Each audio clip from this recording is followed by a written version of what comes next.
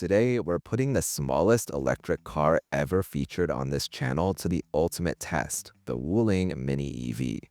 Do you think this tiny budget-friendly EV can survive our toughest challenges, or will it give up almost immediately? Stick around until the end to find out. This little electric car was designed mainly for city driving, and many people see it as a great option for urban commuters thanks to its compact size. It's incredibly small, so small that I can barely fit inside it myself.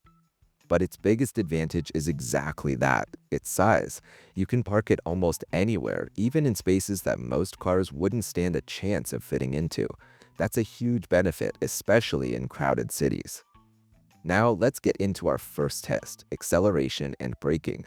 Honestly, I wasn't expecting much from the acceleration, so let's fast forward this part. As you can see, it takes around 24 seconds to reach 100 kilometers per hour. Yes, you heard that right. It's an electric car, but with a very small motor. Braking, however, was even more surprising, and not in a good way. It needed 36 meters to stop, which is disappointing considering how lightweight this car is. At this point, it's fair to say that the Wuling Mini EV was built strictly for city use and not for speeds much higher than 50 kilometers per hour. Next up is the suspension test. We started on a cobblestone road where the car actually performed much better than I expected. Then we moved on to rougher terrain, and once again the suspension handled it surprisingly well. That tells me this little EV is genuinely comfortable around town. We also tested it over speed bumps, and believe it or not, the suspension continued to impress. I honestly wasn't expecting this level of comfort. If you think there's something I missed, let me know in the comments. Now it's time for the handling test. At 55 kilometers per hour, the car passed with no issues. At 60 kilometers per hour, things started getting interesting. It wasn't just understeering or oversteering, it was actually beginning to tip over.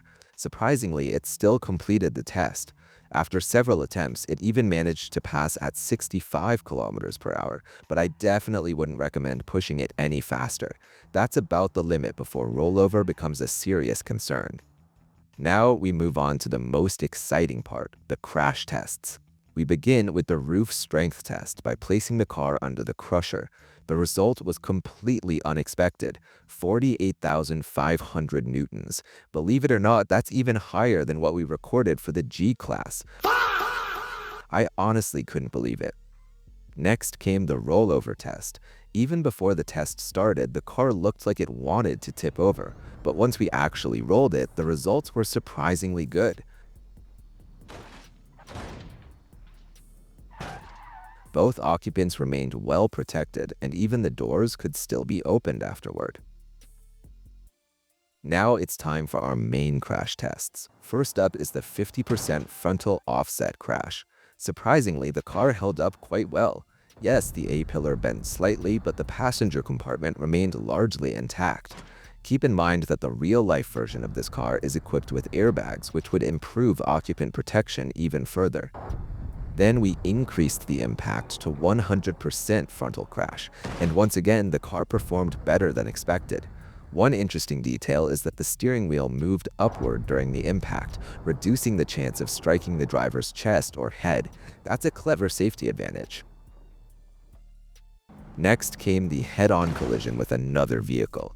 The impact was severe, and one of the crash dummies even lost a leg. Despite that, the passenger compartment still offered respectable protection.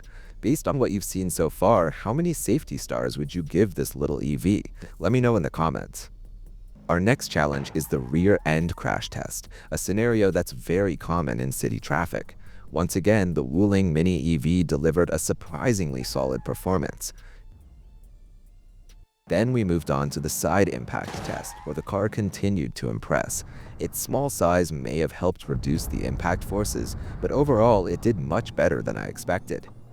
Now it's time for the toughest challenge of all, the truck crash test. This time, a 12-ton trailer truck slams into the back of the Wuling at 40 kilometers per hour. Unfortunately, this is where things go terribly wrong. The occupants suffer extremely severe injuries, and the car offers very little protection in this scenario. Honestly, this result wasn't surprising considering the size of the vehicle. To make things even harder, we positioned the car 50% offset behind the trailer and repeated the crash. The outcome was even worse. This simply isn't the type of collision this tiny city car was designed to survive.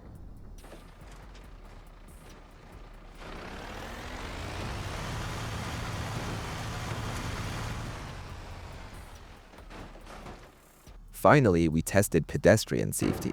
In this case, the Wuling Mini EV actually performed quite well. The pedestrian experienced relatively low impact compared to many larger vehicles, making this one of the car's strongest safety points. So, what do you think about the Wuling Mini EV? Does it deserve a good safety rating, or were you expecting more? Let me know your thoughts in the comments, and I'll see you in the next video. Goodbye.